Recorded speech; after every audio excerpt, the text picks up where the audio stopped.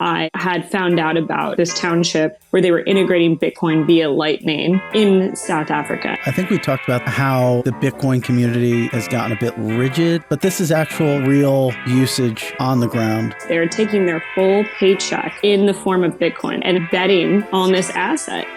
Well, ladies and gentlemen, welcome to The Scoop. I'm your host, Frank Chaparro, editor-at-large at The Block, and we have a very exciting episode of the show for you today. Joining us on the other side of the mic, a long-time listener, first-time caller, I suppose, Aubrey Strobel. Very excited to have you on to talk about your recent film. Let's just start with the sort of origin story. We're gonna hopefully be able to play it. Get a little clip right here. I found it funny how in the beginning when I was watching it, it was like an observation films production. Written by Aubrey, and then I was just expecting like it to be like starring Aubrey Strobel, produced by Aubrey Strobel, filmed by Aubrey Strobel, and just keep going. It would have been funny. It would have been like the Marc Jacobs situation where he like says the Marc Jacobs bag by Marc Jacobs, produced by Marc Jacobs. Well, first of all, Frank, thanks for having me on the show. I am thrilled to finally make my way on to The Scoop. It's been ages, and this is my first Scoop appearance, so I just want to make note of that. So thanks for having me on. Yeah, the film took not as long as traditional films take to make because it was a grassroots project. It was something that I had found out about this township, Bitcoin Ekasi, where they were integrating Bitcoin via Lightning in South Africa, in a town called Mossel Bay. And I think a lot of people might be familiar with the Bitcoin Beach situation that is in El Salvador, but this was not quite the same situation. So basically, no one had gone there. And it was really interesting to me that there had been no sort of journalistic covering of this situation. And just to see, if it was working. I didn't really come in with an agenda of this is going to be a Bitcoin propaganda film, right? That's pro Bitcoin. It was more of going in with the curiosity of what does it look like in a country such as South Africa that is fueled with corruption and has such a kind of a dark past in terms of its leaders and how its people have been able to, work with each other, just going back since apartheid times, which is a pretty heavy subject. So was able to go down there and discover, what was happening with Bitcoin. So that was sort of the idea that fueled it. I actually found out from a friend on Nostr, a decentralized social media platform, a lot of Bitcoiners are using. And so went down there, did not know what was happening, and just felt like it was something that the Bitcoin space should be doing, because I think a lot of times we got a lot of people on podcasts, we got a lot of people talking about Bitcoin, but where is it actually helping people? And especially during the last bull market, you had a lot of pundits on, mainstream shows on CNBC, on Bloomberg, and they're like, yeah, this is helping people that are in emerging markets. And it's like, but has anyone ever actually gone down there and checked it out? And so that was sort of the thought process behind this film. Yeah, no, I think it's a really interesting point. And I think we talked about this at some point. I think maybe even before you got started on the film, about how like the Bitcoin community has gotten a bit like rigid in a sense. And kind of, it is kind of the same old talking points, especially in mainstream press about, store of value, digital gold. But we haven't really, and there's a lot of like promises that, don't pan out necessarily. So how did you sort of exactly, yeah. Yeah, a lot of stuff like that. But this is actual, real usage on the ground. Yes. And so I think it's important to go down there. I think a lot of people, especially in the continent of Africa, people like to go down with cameras. A lot of people like to, get a story and leave. And that's not what I came down there for. I wasn't trying to extract value from a community. I wanted to listen to them and to see what their needs are. Because it's actually quite interesting to hear about the townships. I was naive and didn't really know much about the, post-apartheid, what that looked like. That's fewer than 30 years ago. And so to think that everything just swiftly moves back into like peace is not the case. And so you have to look at the ramifications from something like that disenfranchised so many people, predominantly Black South Africans. And so you look at the stats and it's like 64% of Black South Africans remain in poverty, and that's only 1% of white South Africans. And that's a today's stat. So what does that look like economically for these people? Well, it looks like not everyone can get a bank account because not everyone has an ID. And that's a massive problem. Their money is not working for them and their government is not working for them. So it's opting them to look outside of their government. What can we do? And that could have been an array of things. They could have told me that they're interested in stable coins. I would have been, I didn't go down there to say like, tell me about how Bitcoin's like, fixing your problems. I think that's a little, contrived and frankly a little disgusting. But I just asked them, what do you think about South Africa? Why do you feel like Bitcoin is a better store of value for you? And I asked about the volatility because I do think that's an important concept of it. There are surf instructors there taking their full paycheck in the form of Bitcoin, their entire salary, and betting on this asset. And I think, we should talk about that. What does that look like? I don't know anyone in America who's taking their entire paycheck in Bitcoin.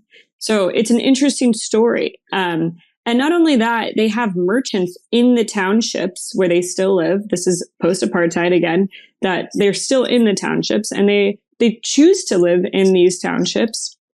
And they've integrated merchants to use Bitcoin. And a lot of them are using products like, go ahead. How did they sort of, I don't want to use, not the word discover, but what was the sort of come to Jesus moment for this community that kind of pushed them in the direction of Bitcoin? How did that sort of happen? Yeah. So this community found out about Bitcoin because the founder of Bitcoin Ekasi, which is a nonprofit that is teaching kids about Bitcoin, and he's also the founder of a nonprofit called Surfer Kids. They joined together to integrate through like surf lessons. So we're going to pay our surf instructors in Bitcoin. But then it expanded out. In the townships, they decided to integrate payment. So you can't get, if you're getting paid in Bitcoin, you need a place to spend your Bitcoin or people that will accept it. There needed to be traction, and that needed to be by merchant adoption. So in a sense, Herman Vivier, he went around and kind of did like business development on the ground for Bitcoin and was teaching people in the community and business owners, shop owners. This is like your local convenience store, barber shops, even like a similar Uber Eats situation, how to accept Bitcoin. And that takes a lot of education. It's not easy, as many of us know. The user experience for most crypto products is lacking. And there is a learning curve for that. So that took some education on there as well. And so it's a holistic program. Not only are they adopting Bitcoin, but they have classes for people in the township on every single level of learning about how to custody your Bitcoin, what to do, how to get your Bitcoin off an exchange. And then just overall financial courses. So it's not like, hey, let's offload you onto this asset and we're not going to help you either. That doesn't do anyone any good. No one wants that, right? So that was sort of how it came to be. That's how Herman, created this program, and it's been a grassroots effort, and it's now expanding out. They have over 60 kids in the program, and they want to bring more people in. There's even older, sort of like adult aged people who are trying to get into it as well. It's just being more embraced by the younger generation. And what does the merchant penetration look like? What's interesting to me is I would imagine that if I were to go there, there's probably more merchants that would take Bitcoin payment than if I were to walk into, the majority of coffee shops in New York. Yeah. I mean, if people are willing to spend their Bitcoin, and I asked, the surf instructors and people there who were accepting Bitcoin, and also the children are receiving Bitcoin as an allowance. The incentivization for the children is to show up, get good attendance, and get good marks, in school, and then they earn, a certain amount of Bitcoin. for doing that, some sats. And so that's a great thing for children to incentivize them to come. You would have to have, people willing to accept that. And the kids said in the video that they are buying stuff for their family. They're coming home with groceries, and that's adding value back into their lives, their families, their townships. And so this is being really embraced. I will say that I did ask some of the people in the township of, how trusting, how much do they trust this? Well, they said, sadly, there had been people during the last cycle and over the past years that have promised a Bitcoin of sorts and were custodying it for them. And with a lack of education, they were trusting people and did get scammed in some situations. So it's a hard barrier to entry, I would say, because of just sort of the baggage and some of the stuff that's happened in the system, and where people can corrupt things and make a steal and hurt people. I guess that will always happen, but there were some trust issues with getting this fully onboarded into the township. Mm-hmm. Yeah, but I feel like it's probably easier to set up a wallet despite some of those UX problems than actually getting like banking infrastructure integrated into a community like this. Entirely. It's really interesting, South Africa. It has so many resources. They're one of the largest exporters of fruit. They have a ton of aluminum, yet they have, tons of load shedding down there. I don't know if you've ever been down there or heard of anyone that's been down there, but they'll just shut the power off for about 2 hours during the day. And so you have a lot of broken systems, and it's actually just so shocking to see. And so the citizens don't trust the government in South Africa to this date. So yeah, I mean, getting banked, trusting your bank, getting your IDs, going through all those systems. They said it's a very difficult process, and a lot of people don't even have IDs, which it's just shocking to hear that in 2023. So what are people left to do? What do they need to do? They're looking outside. And so, this is just one township. South Africa is massive. It's 3 times the size of Texas. So I don't know if this is fully working for every single township. There's many townships still operating there. But it was interesting to see the traction there. And really what this film is about is it's a story about hope. These kids are also learning, how to surf and about money for the first time. And there's a spirit of freedom and independence, which really resonated with me.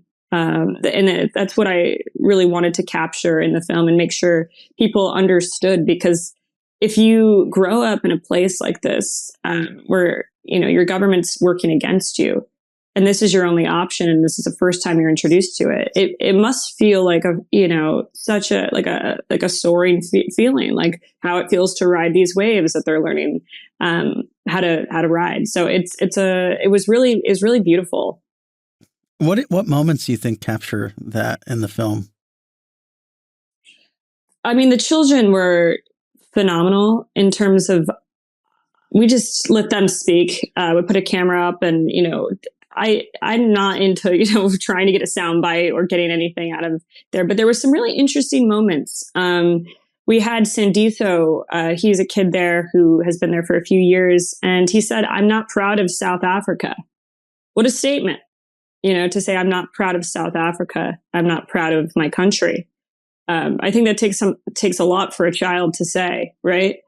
And to just understand and know at that age. There were some other beautiful moments too with the kids. And something that the film talks about is just the sort of disparity in terms of the sport of surfing. There's kids are learning how to surf for the first time, and it's a predominantly, even though surfing started out in Hawaii, it's predominantly become a white sport, and there's not a lot of black surfers. And so their goal and their desire and their hope to kind of break into the pro surf world tour was a really cool thing. And hearing the kids talk about that they're not going to give up and they're going to work every day at this. It's amazing. And not only are the kids learning how to surf, but they're medaling. You have Spoo, who's just a little guy who's surfing in the Grom competitions.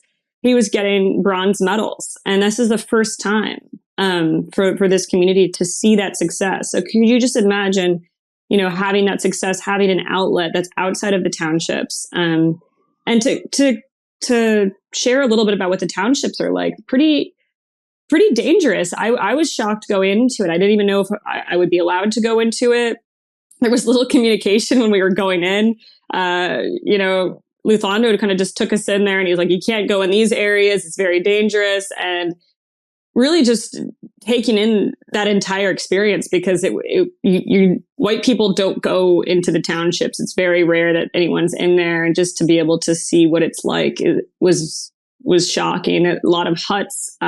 Shockingly, there was a lot of Bitcoin companies sponsoring like the tin sheds that a lot of the people in the township were living in. So that was something I didn't even know was happening in the Bitcoin space. For certain sats of the month, they could put their logo on it in one area. But yeah, it was very, very interesting. I think the juxtaposition of like the journey of learning to surf and learning how to sort of be onboarded into like crypto effectively was interesting, because it was like both are empowering in their own ways. Like at least I don't surf, but from what I've heard from people, it is a very like powerful feeling. And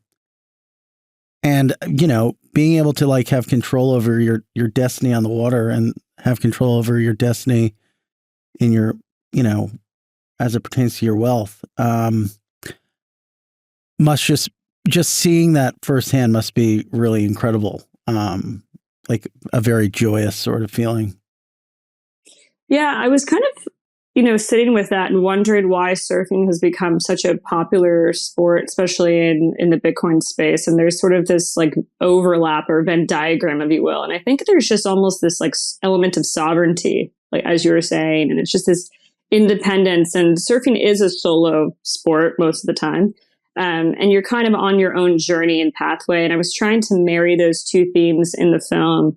And there's a great scene from like Shawshank Redemption. I don't know if, where he kind of speaks about hope and how they can't take that from you. And I think there's something really beautiful too about, no one can take that experience from you out on the waves. You're on your own, you're on your own course. And you're just one with nature. And I know that sounds a little woo-woo, but it really did resonate with me. I'll never forget when I first met Aubrey Strobel. I didn't know what she was in there for. It's my Morgan Freeman. That was awful, Frank. No, that was pretty good.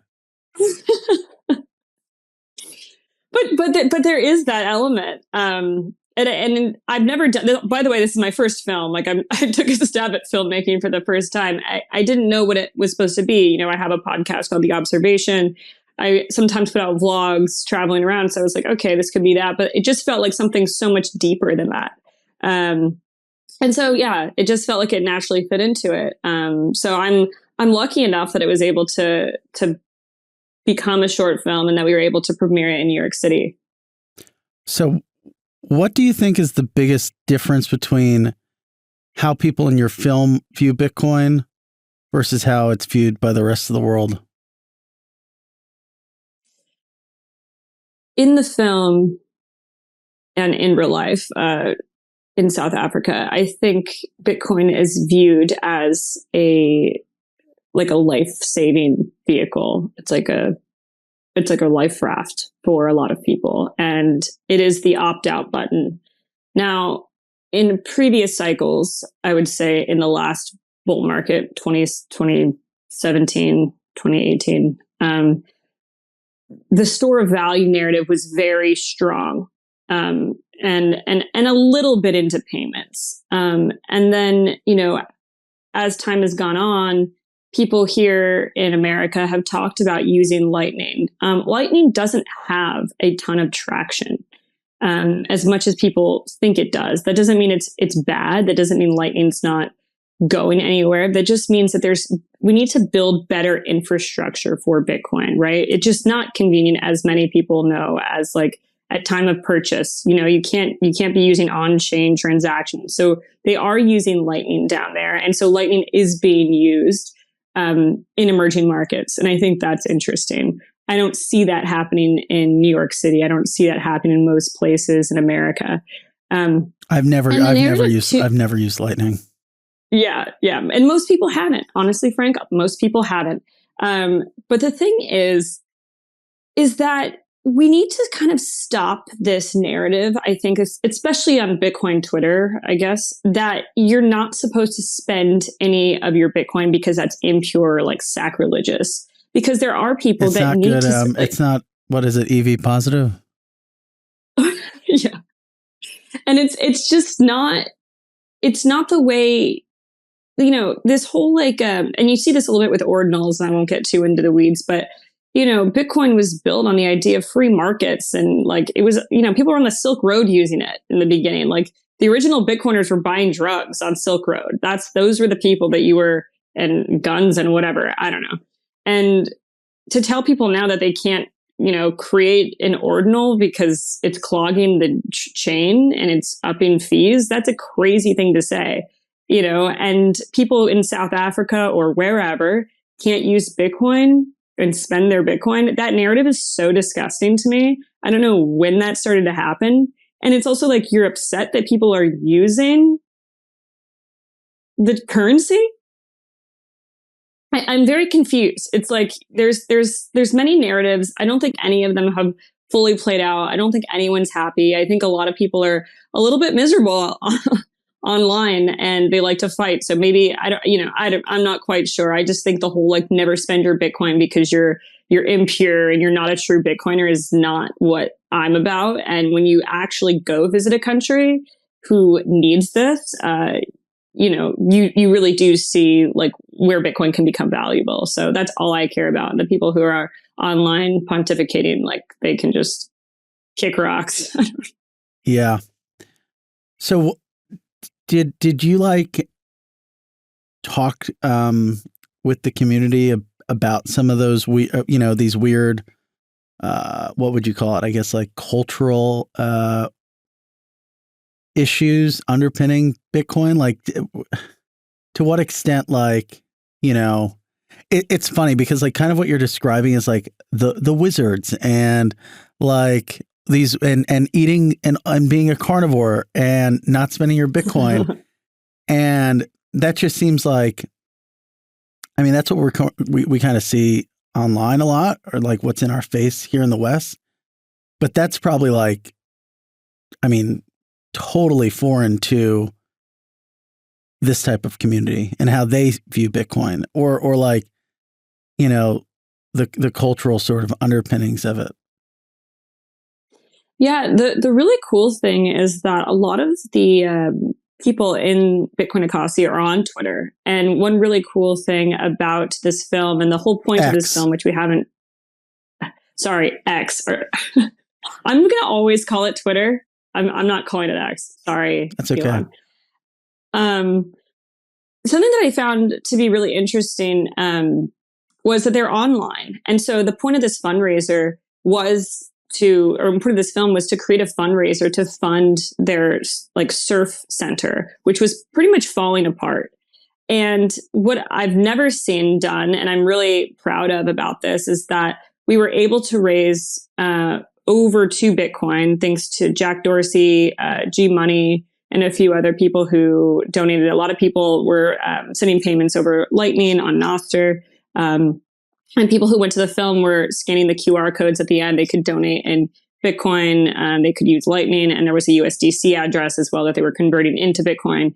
But it was the first time that you kind of saw like a global fundraiser where they were able to provide updates in real time. And they're already starting to renovate the center. Like everyone there is so excited. And we're so thrilled that the Bitcoin community saw them and wanted to help them.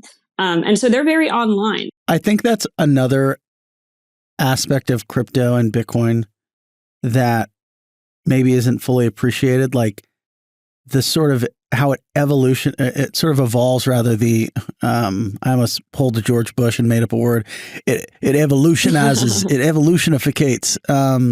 It evolves the like mechanism of charity in a sense, where Yeah. And then there's like also a mimetic aspect too, where everyone's sort of doing something and then like it just gets amplified. I feel like we saw this with your film, as well as, you know, when like Zach XBT was sort of under pressure from a legal, I feel like it's just like, and it's as simple as like, okay, this is the cause and boom, address. And it's relatively, I mean, seamless. Yeah. No, I mean, with the Zach XBD stuff, I mean, how much did they raise? Almost like 700,000. Maybe it was more for legal fees. That's amazing. And then we had, you know, Kobe has done similar things too with, you know, people on Twitch and helped, you know, people with something that they needed to be funded for. And that's been able to happen really quickly because of Twitter or X, whatever you want to call it. It's like a mix of social and crypto is like a very powerful combination. It is. And I think people are just chronically online on crypto. And then there's also some money here, I would hope, even in the bear, that people are willing to donate to things. I would say that the process wasn't totally streamlined. We had this moment where Jack responded to my tweet and he's like, I thought this got overfunded. And, you know, I was like, I had the last update that I got on this, that we were around like $4,000. And he messaged me and said, I donated, you know, 1.6 something Bitcoin. And so using like BTC Pay server and some of the infrastructure around Bitcoin, it's not no shade to the company. I'm just saying that it took a while to see that transaction had processed. It was in pending transactions, and the founder was like away at a conference. And so he was kind of checking these transactions and didn't see it come through. And I think that's the hard thing with doing fundraising in this space, is because there's no like, again, the UX, there's no way to take like on chain. You can look on like Block Explorer and kind of follow those payments, but you can't follow like every Lightning payment. And then like USDC, you can use either scan, but it's hard to track all the donations coming through. And one of the things that I wanted to do was not to custody any of this. I didn't want any to like hold any of this money. So it all went directly to Bitcoin Ekasi. But, you know, I think the experience, I know people have tried to do it like a BitGive, or there's other companies. I haven't used them, but the experience of doing like a crowdfund is still like very much like, here's the address, donate. And I mean, I think that's the easiest way to do it. And that's why we did it that way. Yeah, that makes sense. So what's next?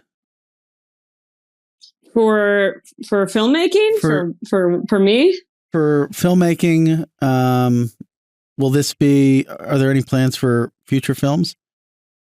Yeah, so I'm so thankful that Angelica Film Center in Soho, it's an iconic theater, allowed us to premiere this film. We filled the theater. It was really nice to see a lot of people in the Bitcoin space come out. We had an after party at PubKey. We're going to do another screening and also have a panel at PubKey. And then we're going to take it around to some shore towns and different places around the US and potentially outside the US. I think, you know, my main goal with this film was to get it funded. And now we've funded the Surf Center, which is amazing. And I'm so thankful for everyone who donated to this, because it would not be possible without this community to help this other community. So I'm thrilled about that. We are going to take it on the road though, because I do think there's an awareness level too of surfing and Bitcoin. And it's, how do we bring in other communities to learn about these things? I don't think it's going to crypto conferences and showing the film. I think everyone's pretty much well aware about what Bitcoin can do. I think you take it to some surf towns. I think you show it there. I think you see the hope and promise that is happening in South Africa, and hopefully kind of put them on the map, at least for the surfing community, and get people interested in Bitcoin. So Aubrey, aside from, you know, your filmmaking endeavors and all this sort of stuff we've unpacked, what else are you excited about in crypto right now?